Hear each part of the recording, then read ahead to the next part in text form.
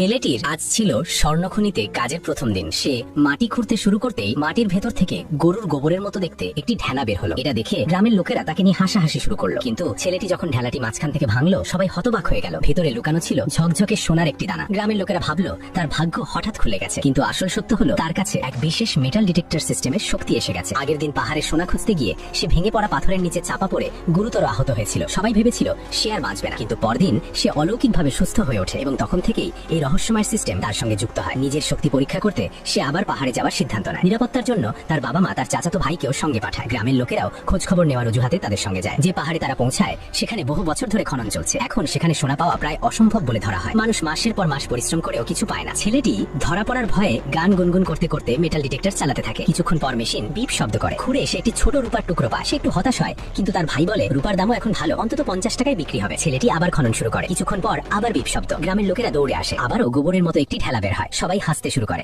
রাগে ছেলেটি সেটি ভেঙে ফেলতেই ভেতর থেকে সোনা বেরিয়ে আসে। পাশের এক প্রতিবেশী তাকে চুপচাপ সোনা লুকিয়ে রাখতে বলে, কারণ এই কাজে বেশি দেখানো বিপজ্জনক হতে পারে। দুপুরের পর ছেলেটি এমন এক জায়গায় যায় যেখানে কারখানার বর্জ্য ফেলা হয়। সবাই হাসতে থাকে। এখানে আবার সোনা কোথায়? কিন্তু সিস্টেমের সাহায্যে সে একসঙ্গে সোনা ও রূপার অনেক দানা বের করে। গ্রামের লোকেরা হতভম্ব। সেই সোনার দাম 1000 টাকায় পৌঁছায়। সন্ধ্যায় সবাই নিচে নামে, যেখানে ব্যবসায়ীরা সোনা কিনছিল। অন্যরা সারাদিনে মাত্র 100 টাকা আয় করেছে, কিন্তু ছেলেটি সোনার স্তূপ এনে রাখে। ব্যবসায়ী তাকে নগদ 14,000 টাকা দেয়। সবাই অবাক হয়ে যায়। খুশিতে ছেলেটি সবাইকে শহরে নিয়ে গিয়ে পার্টি দেয়, কিন্তু এখানেই সে ভুল করে বসে। গ্রামে খবর দাবানলের মতো ছড়িয়ে পড়ে। 14,000 টাকার গল্প বাড়তে বাড়তে 10 লাখে পৌঁছে যায়। পরদিন তার বাড়ির সামনে ভিড় জমে যায়। বাধ্য হয়ে তাকে সবাইকে নিয়ে পাহাড়ে যেতে হয়। এখন সে যেখানে যায় ভিড় তার পেছনে পেছনে চলে। বিরক্ত হয়ে সে সিস্টেম বন্ধ করে ফেলে এবং ইচ্ছে করে খারাপ জায়গায় খড়াখড়ি শুরু করে। কিছু না পেয়ে লোকজন ফিরে যেতে থাকে। এদিকে পরিবেশ খারাপ হয়ে যায়। লোকেরা নিজেদের মধ্যে ঝগড়া শুরু করে। সুযোগ বুঝে ছেলেটি তার প্রতিবেশীকে নিয়ে পেছনের পাহাড়ে চলে যায়। সেখানে শান্তি ছিল, কিন্তু সোনা পাওয়া কঠিন। এবার নিজের নিরাপত্তার জন্য ছেলেটি নতুন এক পরিকল্পনা করার সিদ্ধান্ত নেয়।